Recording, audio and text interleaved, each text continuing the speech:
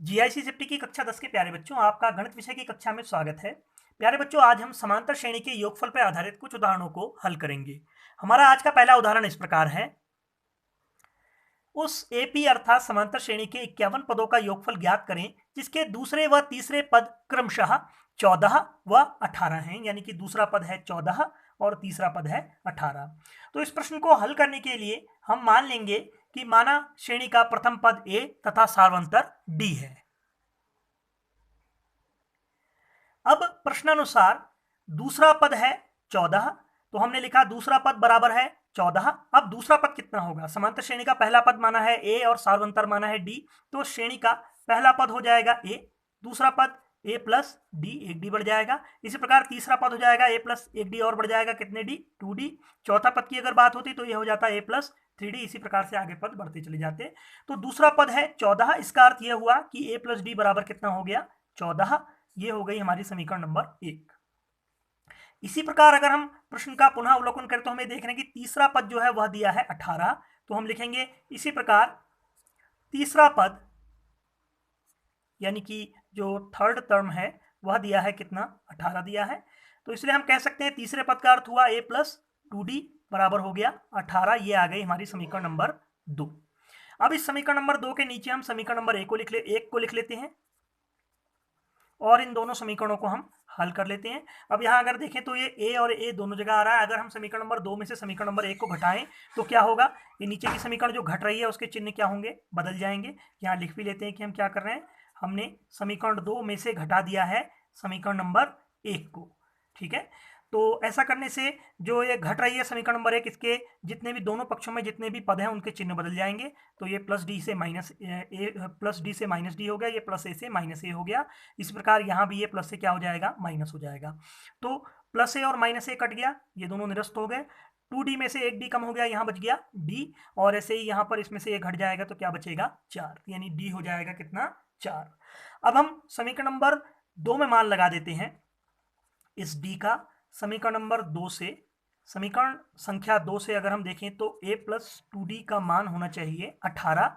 अगर इसमें d का मान लगाएं तो हमें मिलेगा a प्लस 2d, यानी कि 2 गुणा d, यानी 2 गुणा 4 बराबर आ गया कितना? 18। अब इसे हल करेंगे तो a प्लस 2 चौका 8 बराबर 18 हो गया, जिससे a का मान हमें प्राप्त हो गया 18 माइनस 8 यानी कि 10। तो इस प्रकार श्रेणी का पहला पद हमें प्राप्त हो गया है 10 तथा सार्वंतर प्राप्त हो गया है कितना? 4। ठीक है, अब हमें ए और डी तो मिल गए हैं। हमें कितने पदों का योगफल ज्ञात करना है? हमें ज्ञात करना है 51 पदों का योगफल, यानी n का मान भी हमें ज्ञात है। तो हम लिखेंगे यहाँ n बराबर है कितना? 51, क्योंकि हमें श्रेणी के 51 पदों का योगफल ज्ञात करना है।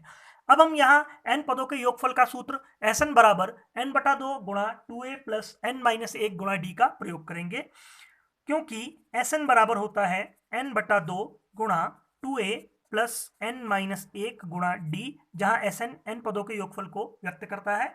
अब इस सूत्र में n, a और d के मान को हम प्रतिस्थापित करेंगे तो हमें प्राप्त होगा s 51, n की जगह 51 लगाए, यानी कि 51 पदों का योगफल, जो कि हमारा अभिष्ट योगफल है। यह हो जाएगा 51 बटे 2 गुणा 2a यानी कि 2 गुणा 10 प्लस n माइनस 1 यानी कि 51 माइनस 1 गुणा डी के स्थान पर कितना आ गया? 4। ठीक हो गया। तो हमें अगले चरण में योगफल प्राप्त होगा 51 बटे 2, 2 गुणा 10 कितना हो जाएगा? ये 20 प्लस 51 में से एक गया, यहाँ बचेगा 50, 50 गुणा 4 करेंगे तो कितना आ जाएगा? 200, यानी कि ये कुल मिला के हो गया 220।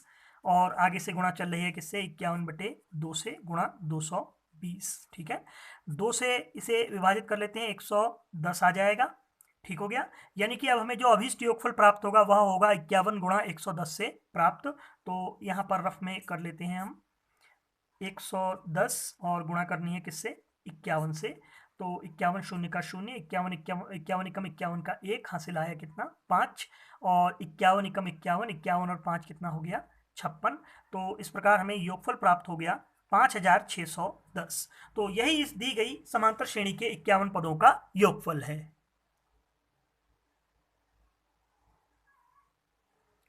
हमारा अगला उदाहरण इस प्रकार है। यदि किसी समांतर श्रेणी अर्थात एपी के प्रथम 7 पदों का योग 49 है, यानी कि पहले 7 पद जो हैं इस समांतर श्रेणी के, उनको जोड़ने पर यानी S7 का मान दिया है कितना 49, और प्रथम 17 पदों का योग यानी S17 का मान दिया है 289, तो हमें इस श्रेणी के प्रथम n पदों का योगफल ज्ञात करना है। यानी एक प्रकार से हमें इस श्रेणी के a और d का मान ज्ञात कर देना है, क्योंकि Sn ज्ञात करने के लिए हमको a, n और d की आवश्यकता पड़ती है। अब यहाँ n के स्थान पर तो n ही आएगा, क्योंकि n पदों का योग ज्ञात करना है। इस प्रकार हमें अगर हम कहें तो हमें ये S7 और S17 की सहायता से a और d का मान ज्ञात कर देना है। उसके बाद Sn के सूत्र का प्रयोग करेंगे, n के स्थान पर n लगाएंगे और a और d के जो मान हमने इनकी सहायता से ज्ञात किए होंगे उन्हें प्रतिस्थापित करेंगे और हमें अभीष्ट n पदों का योगफल ज्ञात हो जाएगा। तो इस प्रश्न को हल करने के लिए हम मान लेंगे कि माना प्रथम पद समांतर श्रेणी का पहला पद जो है वो है a तथा सार्वंतर यह है d। हमने पहला पद मान लिया a और सार्वंतर मान लिया d। अब प्रश्नानुसार पहले 7 पदों का योग कह रहा है प्रश्न कि होना चाहिए 49, या हम कह सकते हैं 7 पदों के योग के स्थान पर S7 लग सकते हैं, जिससे अगले चरण में बन गया S7 बराबर 49। अब हम जानते हैं कि Sn का सूत्र क्या होता है, रफ पे एक बार लिख लेते हैं। Sn बराबर होता है n/2 गुणा 2a प्लस n-1 गुणा d।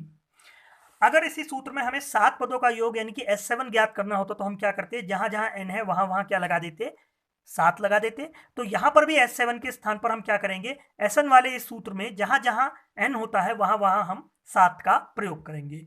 तो अगले चरण में हमें क्या मिलेगा, S7 के स्थान पर हम जानते हैं Sn बराबर होता है n/2, तो यहां पर आ जाएगा अगले चरण में क्या 7/2। क्यों, क्योंकि n के स्थान पर क्या है, यहाँ पर 7 है। ठीक है, इस सूत्र की सहायता से लिखते जा रहे हैं हम, ये आपकी सहायता के लिए यहाँ रफ पर सूत्र भी लिख लिया है। तो n/2 की जगह आ गया 7/2। उसके बाद अगले चरण में होता है 2a, अब a तो पता नहीं है तो 2a वैसा ही वैसा रहा, प्लस n-1 होता है, तो n-1 की जगह क्या हो जाएगा 7-1, और आगे आता है अगले चरण में d, तो d वैसा का वैसा ही रहा, गुणा में d आता है n-1 के साथ, तो 7-1 गुणा d रह गया, और बराबर कितना आ रहा है, ये 49 आ रहा है। ठीक है, अब ये 2 जो है इसे हम पक्षांतरित करेंगे तो 2 वहां जाके क्या हो जाएगा, 49 में गुणा हो जाएगा, और अगर इस 7 को पक्षांतरित करें तो ये चला जाएगा किसमें, अपॉन में, यानी कि भाग में। तो अब हल करते हैं, 2 को और 7 को पक्षांतरित कर देंगे, शेष क्या बचेगा यहाँ पर 2a प्लस 7 में से 1 गया 6 गुणा d, और बराबर हो गया 49 गुणा 2 बटे में कितना आ गया 7। ठीक है, हमने 2 को वहां ले गए दाईं तरफ तो ये गुणा हो गया, 7 जो गुणा में था वह किस में आ गया, भाग में।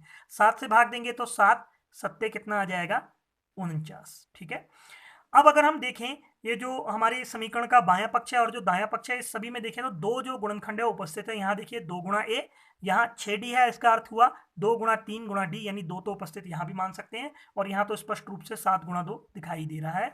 तो अगर हम 2 से भाग दे दें, 2 से भाग देने पर हमें क्या प्राप्त होगा, हमें प्राप्त होगा 2a की जगह a प्लस 6d, अगर इसमें 2 से भाग देंगे तो 3d रह जाएगा, और दाईं तरफ रह जाएगा कितना 7। ये हो गई हमारी समीकरण नंबर 1। इसी प्रकार हम देख सकते हैं कि यहाँ 17 पदों का योग 289 है, तो यहाँ भी हम वही प्रक्रिया दोहराएंगे। प्रश्नानुसार श्रेणी के प्रथम 17 पदों का योग है 289, यानी कि हम कह सकते हैं कि S17 बराबर है 289। अब यहाँ भी हम Sn के सूत्र में n की जगह पर कितना लगा देंगे, 17 लगा के प्राप्त कर लेंगे S17 का मान। तो पहले चरण में होता है n/2, यानी कि यहाँ हो जाएगा 17/2। ठीक है, फिर 2a वैसा ही रहा, प्लस n-1 की जगह हो गया n-1 की जगह 17-1 गुणा d भी वैसा ही रहा, और दाईं तरफ चल रहा है 289। ठीक है, फिर से ध्यान दे क्या किया मैंने, प्रथम 17 पदों का योग 289 दिया था, इसका अर्थ यह हुआ कि S17 का मान 289 हो गया। Sn का सूत्र हम सभी जानते हैं, उस सूत्र में n के स्थान पर हमने क्या लगा दिया, 17 लगा दिया, जिससे हमें S17 का मान प्राप्त हो गया ये बाएं पक्ष में, जबकि इसका प्रश्न में दिया गया मान 289 है। हमने दोनों मानों को बराबर पहले से ही लिख रखा है। अब हम इसे हल करेंगे आगे, 2 को अगर पक्षांतरित करेंगे तो ये 289 में गुणा हो जाएगा, इसी प्रकार 17 जो है वो अपॉन में आ जाएगा, यानी बट्टे में आ जाएगा। हमें अगले चरण में प्राप्त हुआ 2a प्लस 16d बराबर 289 गुणा 2 बटे 17। अगर हम बात करें 17 की, तो 17 का वर्ग होता है 289, यानी कि 17 गुणा 17 बराबर 289। तो अगर 17 से भाग देंगे तो यहाँ पर भागफल के रूप में भी 17 ही प्राप्त हो जाएगा। अब 2a जो है वह 2 से विभाजित हो जाता है, 16d भी 2 से विभाजित हो जाता है, और 17 गुणा 2, इसमें तो 2 स्पष्ट रूप से गुणनखंडों में दिख रहा है। इसका मतलब ये होगा ये भी जो आएगा 17 दूनी 34, ये भी 2 से विभाजित हो जाएगा। इसलिए 2 से भाग करने पर हमें एक और समीकरण प्राप्त हो जाएगी। 2 से भाग देंगे तो 2a में भाग दिया तो a आ गया, 16d में 8d आ गया, और यहाँ पर कितना बच गया 17। ये हो गई हमारी समीकरण नंबर 2। अब इसी के नीचे हम समीकरण नंबर 1 को लिख लेते हैं। a प्लस 3d बराबर कितना था, 7 था। ये हो गई हमारी समीकरण नंबर 1। अब इन दोनों समीकरणों को अगर देखें, अगर हम घटा दें समीकरण नंबर 2 में से समीकरण नंबर 1, इक्वेशन 2 माइनस इक्वेशन 1, ऐसा करें तो क्या होगा, जो घट रही है समीकरण नंबर 1, इसके चिन्ह बदल जाएंगे, प्लस से माइनस, यहाँ भी माइनस हो गया, यहाँ भी प्लस से माइनस हो गया, तो a और a कट गए। ठीक है, 8d में से ये 3d कम हो जाएंगे, कितने d बचेंगे, 5d बचेंगे, और यहाँ पर दाईं तरफ 17 में से 7 गया, कितना बचेगा 10। इससे ये निष्कर्ष निकला कि d का मान हो जाएगा 10/5 से भाग देंगे पक्षांतरित करके, तो d का मान कितना आ गया, 2 आ गया। यानी कि ये जो श्रेणी है समांतर श्रेणी, इसका जो सार्वंतर है वह आ गया 2।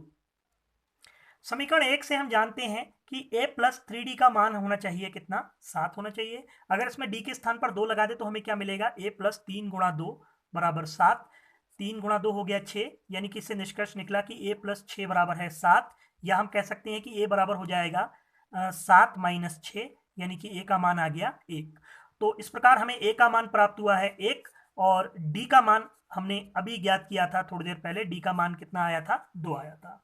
हमें चूंकि n पदों का योग निकालना है, हम जानते हैं कि Sn होता है n/2 गुणा 2a प्लस n माइनस 1 गुणा d। अगर इस सूत्र में हम a और d का मान लगाएं तो हमें n पदों के योगफल Sn का मान प्राप्त हो जाएगा। तो इसमें लगा देते हैं, n/2 की जगह n/2 ही रहा, 2a की जगह कितना हो जाएगा, 2 गुणा 1, क्योंकि 2a का मतलब होता है 2 गुणा a, और a के स्थान पर कितना आ रहा है, 1 आ रहा है, प्लस n माइनस 1, क्योंकि n नहीं पता है, n की जगह n ही रहेगा, और वास्तव में हमें निकालना भी n पदों का योगफल है, इसलिए n की जगह किसी मान की आवश्यकता नहीं है, गुणा d की जगह कितना आ गया, 2 आ गया। इसे और हल कर लेंगे, n/2 ऐसा ही रहा, 2 गुणा 1 2 ही रहेगा, प्लस अगर ये 2 की गुणा करेंगे n और माइनस 1 में, तो यहाँ हो जाएगा 2n माइनस कितना, 2, प्लस 2 से माइनस 2 कट गया, हमें प्राप्त हुआ n/2 गुणा 2n। 2 से ये 2 भी कट जाएगा, यानी n गुणा n रह गया हमारे पास। तो इस प्रकार हम कह सकते हैं कि n पदों के योगफल Sn का मान आ गया n की घात 2 या n स्क्वायर। इस प्रकार दी गई समांतर श्रेणी के n पदों का योगफल है n की घात 2 या n स्क्वायर।